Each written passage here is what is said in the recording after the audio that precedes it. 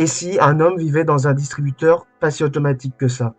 Que le distributeur automatique fonctionnait de manière manuelle par un gars qui est caché dans le distributeur, qui a carrément un appartement qu'il a construit lui-même comme un bunker de survivaliste, caché derrière l'appartement là.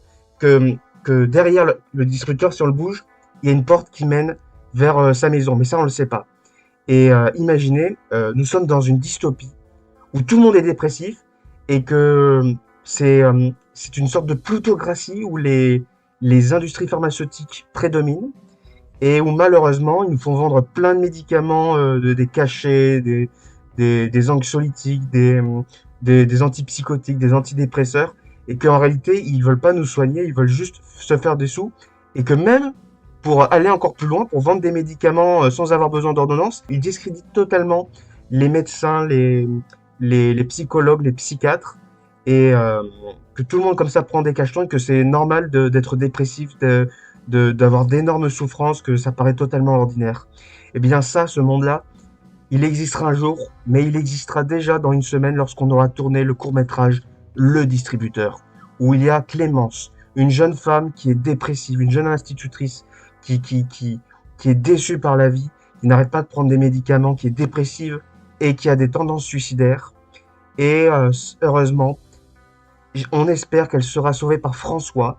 François qui est un jeune homme autiste Asperger et qui est extrêmement timide, qui s'est caché derrière un distributeur de médicaments pour pouvoir aider les gens à sa manière. Il leur envoie des petits mots, il leur offre des petits cadeaux, il essaie de les rassurer, il les écoute aussi quand ils viennent se confier.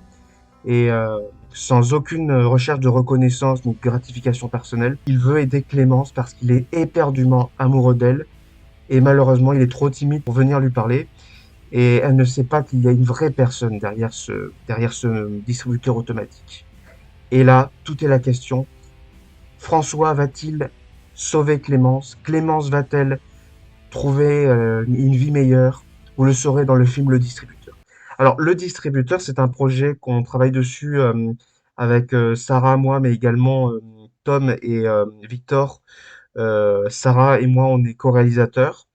Et on a commencé enfin, pendant toute l'année, depuis le mois d'octobre exactement, on a écrit le scénario, on a modifié le scénario, on a fait des recherches par rapport aux objets, la symbolique des choses. Par exemple, François, comme il va sauver la fille, on s'est un peu inspiré du Moyen Âge avec des symboles, choses comme ça. On a acheté deux, trois bricoles j'ai ramené une épée, deux, trois statues, également, enfin voilà, on a fait plein de recherches au niveau des symboles, par exemple, aussi avec Klimt et des trucs comme ça.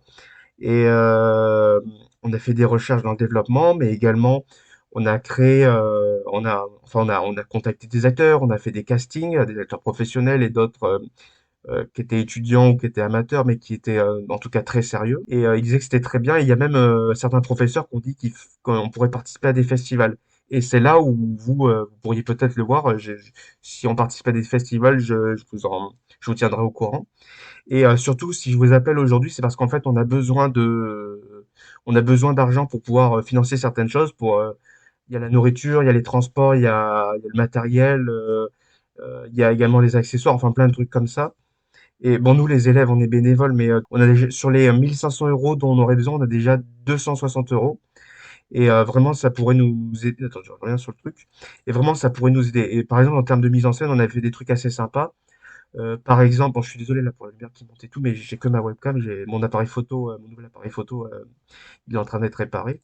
Euh, ben, on est sur le litchi, ça s'appelle Amphétamie.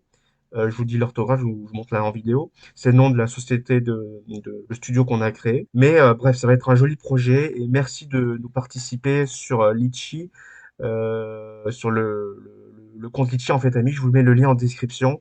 Euh, Au revoir.